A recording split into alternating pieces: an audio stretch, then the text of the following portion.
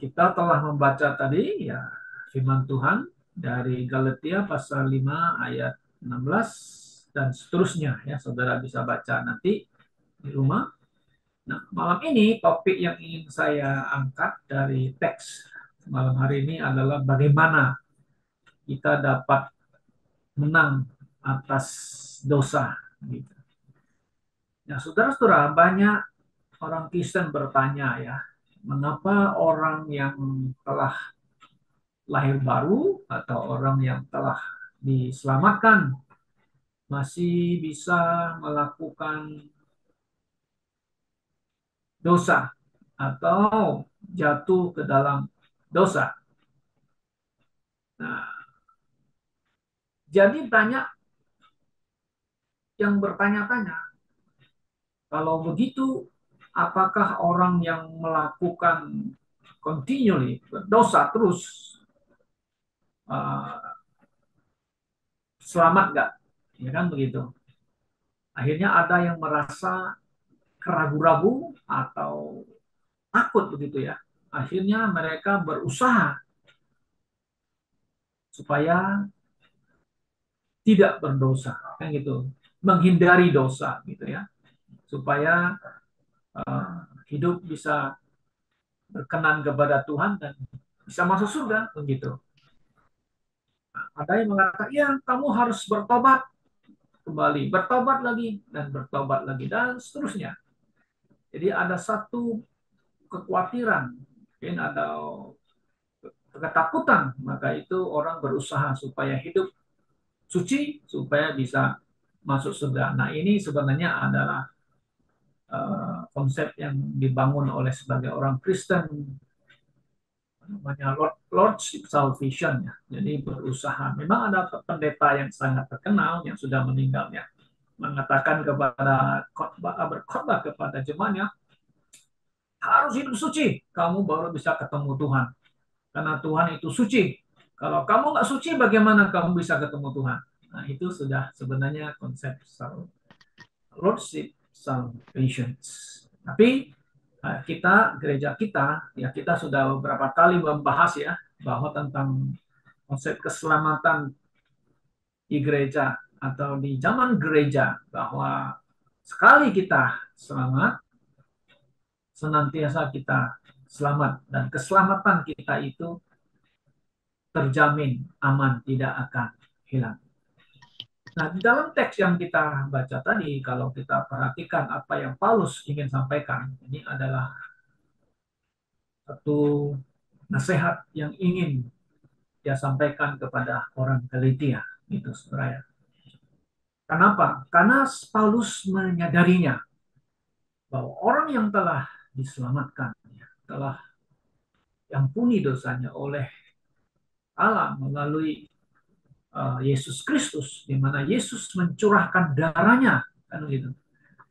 Darahnya itu yang mengampuni dosa kan, ya kita mendapatkan pengampunan dosa karena darah Kristus kan gitu. Kalau saudara lihat di Matius 26, 28, pada malam Yesus makan perjamuan malam, dia ambil ini cangkir apa bersih anggur itu, inilah apa darah ya kan ya? Makanlah perjanjian, darah perjanjian. Nah, coba ada satu kata itu darah perjanjian ya. Mana ada darah perjanjian, the blood of the New Testament. Maksudnya apa darah perjanjian? Ya darah Kristus itu yang harus ditumpahkan untuk menebus dosa manusia. Memang manusia berdosa, ya setelah berdosa ya, manusia harus dihukum karena gitu. Tapi Tuhan Yesus menggantikan kita hukum di atas kayu salib supaya kita tidak dihukum masuk neraka, tapi kita mendapatkan pengampunan dosa. Nah, orang yang telah percaya tentu selamat, memang dia diselamatkan adalah jiwa dan rohnya. Tuhan Yesus tidak datang menyelamatkan tubuhnya kan, karena tubuhnya sudah tercemar oleh dosa memiliki sifat dosa. Makanya Paulus mengatakan ini sifat kedagingan kita ini masih kedagingan kita memiliki sifat dosa yang belum dicabut, ya, kadang belum dicabut. Maka itu orang Kristen realitanya bisa berdosa dan jatuh ke dalam dosa. Nah, saudara-saudara, Paulus ini mengatakan, ya, memang di dalam diri kita ini ada dua yang sedang bertentangan, kan? Ya, keinginan daging kita yang paling kuat ini dalam tubuh kita, ya memang bertentangan dengan keinginan roh. Ya, setiap orang percaya kan telah dimeteraikan, kan, punya roh dalam diri kita. Nah, ini kedua ini selalu bertentangan dalam diri kita. Nah, Paulus di sini mengatakan kita harus, ya, dipimpin oleh roh supaya kita tidak mengikuti kedagingan kita, ya, keinginan daging kita. Tapi realitanya kadang-kadang kita lebih mau mengikuti keinginan daging daripada mau dipimpin oleh Roh Kudus sendiri. Tapi di sini Paulus mengatakan kita harus berjalan di dalam roh, ya, supaya kita jangan memenuhi hawa nafsu kedagingan di ayat yang ke-16. Nah, saudara-saudara, memang kita hidup di dunia yang penuh kejahatan. Dan Paulus juga mengatakan di Efesus pasal 5 ayat 16, hari-hari ini adalah hari yang jahat, kan begitu. Manusia bertambah jahat, bertambah jahat, ya. Manusia bertambah berlipat ganda. Teknologi bertambah. Kejahatan pun bertambah-tambah. Moral pun makin hari bukan tambah baik, tapi tambah merosot. Karena manusia telah berdosa. Nah, saudara-saudara, ada tiga sumber, ya, yang bisa membawa kita jatuh ke dalam dosa, kan itu, ya. Itu ada tiga pencobaan, kita mengatakan ada pencobaan di dunia ini. Yang pertama itu dunia yang jahat itu, ya, di mana Paulus juga mengatakan di 2 Korintus 4 ayat 4 itu, ya, ilah zaman ini telah membutakan kita, kan. Nah, ini zaman ilah atau dunia yang dikuasai Roh Kudus, dikuasai oleh iblis itu, ya, yang selalu menarik-narik kita untuk menjatuhkan kita, mencoba kita. Nah, kalau kita lihat di dalam Markus 4:19, saudara bisa lihat di sana. Nah, ini yang bisa membuat kita, ya, apa yang terjadi di dalam dunia ini. Kalau kita lihat di Markus 4:19, nah, dan kekhawatiran dunia ini dan tipu daya kekayaan dan keinginan-keinginan akan hal-hal yang lain masuk menghimpit firman itu dan dia menjadi tidak berbuah. Ini terjemahan yang Morgan yang saya pakai tadi, ya. Kalau TB mengatakan lalu kekhawatiran dunia ini dan tipu daya kekayaan. Nah, ini yang milik dunia ini yang bisa menipu kita, ya, menyebabkan kita hidup kita, ya kan, tidak bisa menghasilkan hal yang menjadi apa yang baik, tapi unfruitful lah, unfruitful, ya, tidak menghasilkan buah yang baik, gitu kan. Nah, kalau kita lihat lagi di 2 Timotius 4:10, nah, ini ada orang Kristen yang tadinya ikut Paulus, ya, Demas. 2 Timotius 4:10, meninggalkanku, katanya Paulus, ya. Coba di ayat 10, ya. Karena Demas telah mencintai dunia ini dan meninggalkan aku, ya. Nah, dia mencintai dunia ini, this present world, dan depart, ya, meninggalkanku, ya. Ya, dia lebih mencintai dunia ini. Tapi tidak ada mengatakan dia mencintai dunia ini, dia kehilangan keselamatan, ya. Tidak, ya, saudara, ya. Tidak ada. Nah, tapi dia meninggalkan Paulus dan having love this present world, ya, mencintai dunia ini. Nah, kemudian lagi kita lihat keadaan dunia ini, Kolose 28, ya. Berhati-hatilah, Kolose 28. Berhati-hatilah supaya jangan ada orang yang merusak kamu melalui filsafat dan tipu daya yang sia-sia, menurut adat istiadat manusia, menurut pengajaran-pengajaran dari dunia, dan tidak menurut Kristus. Nah, ini bertolak belakang, ya. Jadi ini dunia ini penuh dengan apa? Ya filsafat manusia kan begitu ya, dari Socrates, Plato, semua orang-orang hebat kan menurut dunia begitu ya. Nah, tapi mereka tidak mengenal wisdom, the divine wisdom kita mengatakan, wisdom yang dari Tuhan, ya kan? Tapi mereka punya the world wisdom, man's wisdom, dari ajaran manusia lagi, adat istiadat lagi, itu sangat bisa spoil atau merusak kita ya, merusak manusia gitu. Kemudian kita lihat lagi di Yakobus 1:27, Yakobus 27 ya, ada satu kalimat yang terakhir mengatakan, oke, agama yang murni dan yang tak bercacat di hadapan Allah adalah Allah dan Bapa adalah ini, yaitu mengunjungi yatim piatu dan para janda dan kesusahan mereka dan menjaga dirinya supaya tidak dicemarkan oleh dunia. Nah, dikata dicemarkan oleh dunia ini. Nah, ini kondisi keadaan dunia ini. Nah, banyak orang berbaik, oke, tidak masalah. Tapi berbuat baik untuk supaya ya seperti yang kalian bahas tadi itu, agama yang lain mengatakan, mereka selalu mengatakan ya Allah, Allah itu maha pengasih penyayang, ya kita bertobat dan kasih sedekah zakat, maka dosa kita bisa dihapuskan, masuk surga, ya pergi kunjung yatim piatu kan ya. Dan buat sesuatu yang baik kata mereka supaya dosanya diampuni dan bisa masuk surga. Itu menurut mereka, ya kan, menurut ajaran mereka. Kemudian lagi kita lihat lagi keadaan dunia ini, 1 Yohanes 2:15. Nah, saudara mengenal ayat ini ya. Love not the world, kata Yohanes Rasul ya. Apa saja yang ada di dalam dunia ini kan, jangan mengasihi dunia ini kan, apa aja yang ada di dunia ini. Nah, apa itu yang ada di dunia ini? Macam-macam ini yang dunia bisa berikan kepada kita. Jangan mengasihi dunia ini. Kalau you mengasihi dunia, maka kasih Allah apa tidak ada dalam dirinya. Ya, karena apa yang ada dunia ini kan keinginan daging, ya, keinginan mata, keangkuhan hidup. Ketiga macam ini sangat yang melekat kepada diri manusia.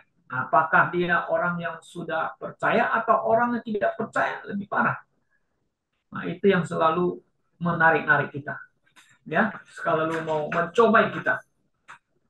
Kemudian kita lihat yang kedua itu tadi, dunia yang jahat. Ini nafsu yang ada di dalam diri kita. Nah, sudah saya katakan, semua kita percaya bahwa Yesus datang menyelamatkan jiwa kita ya, roh jiwa kita. Dia tidak menyelamatkan tubuh kita ini. Maka ini sifat dosa belum dicabut.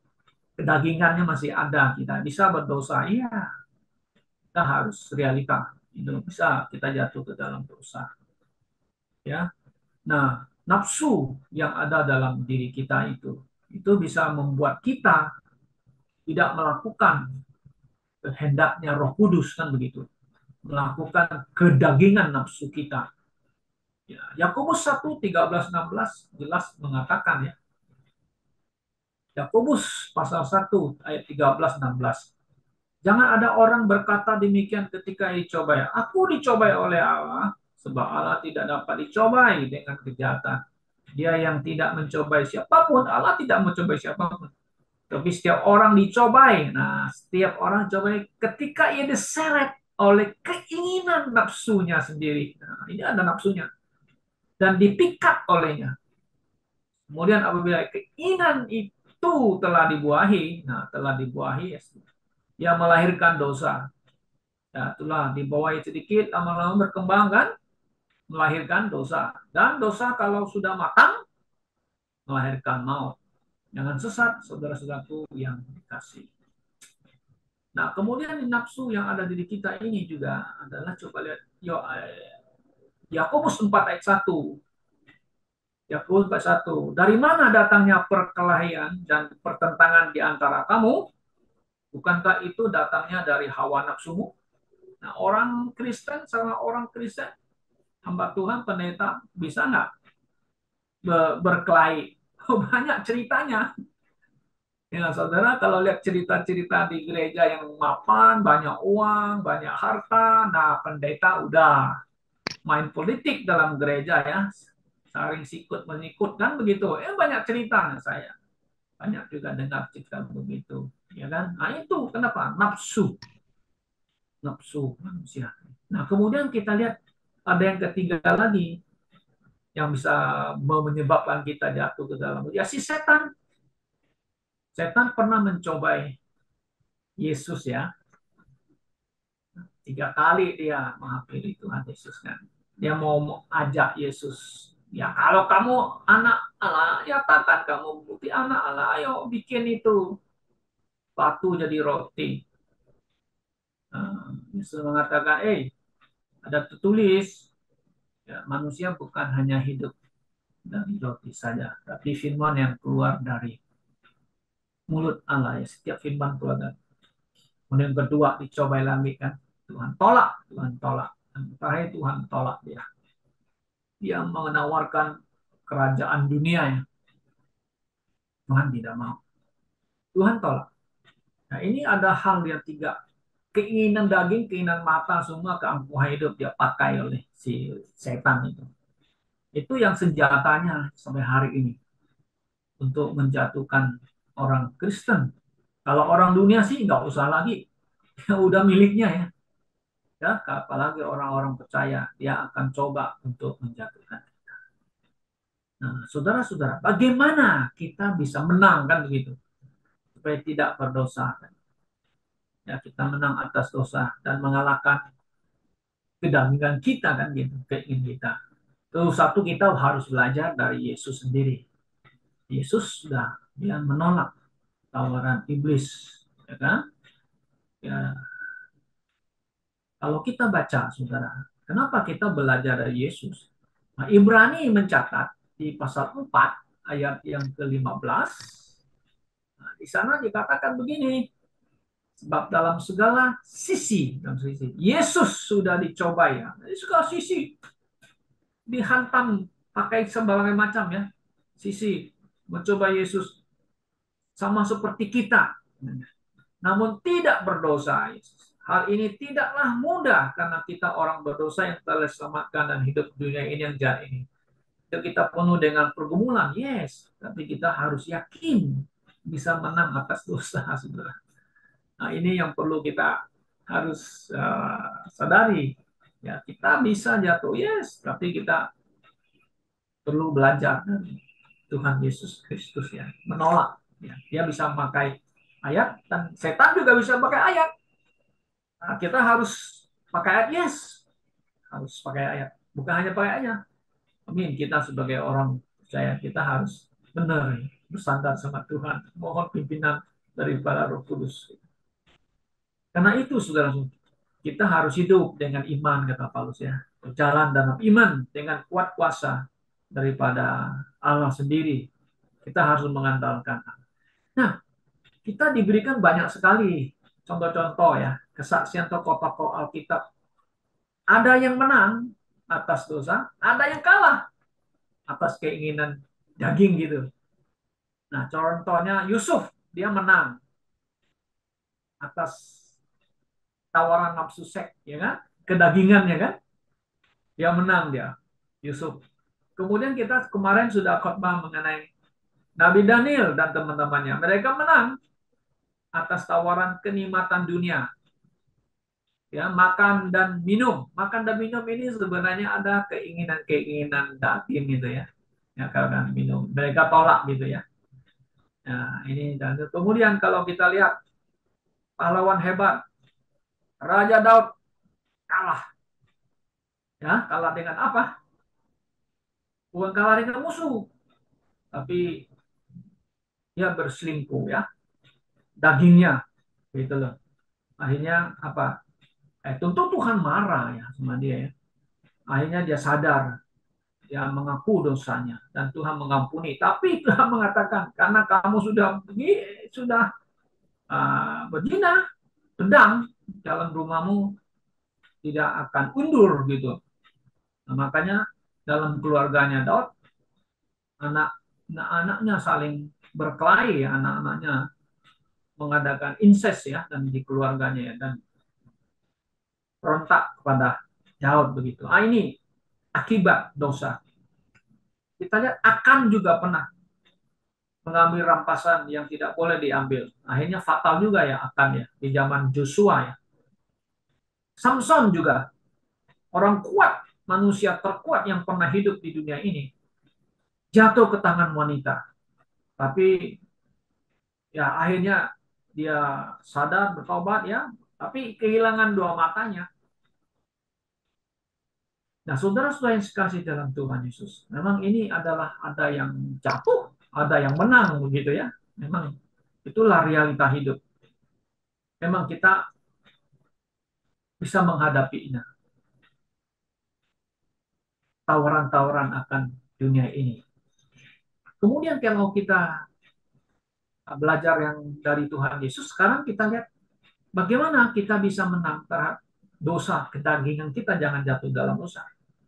Jadi lain kita harus kenakan Tuhan Yesus Kristus. Jangan mengikuti kedagingan untuk memuaskan nafsumu. Nah, itu di Roma pasal 13 ayat 14. Ini Paulus mengatakan ini. Ya, tadi kita memang belajar dari hidup Yesus dan kenalkanlah Tuhan Yesus dalam hidup kita. Ayat yang ke pasal 13 ayat 14.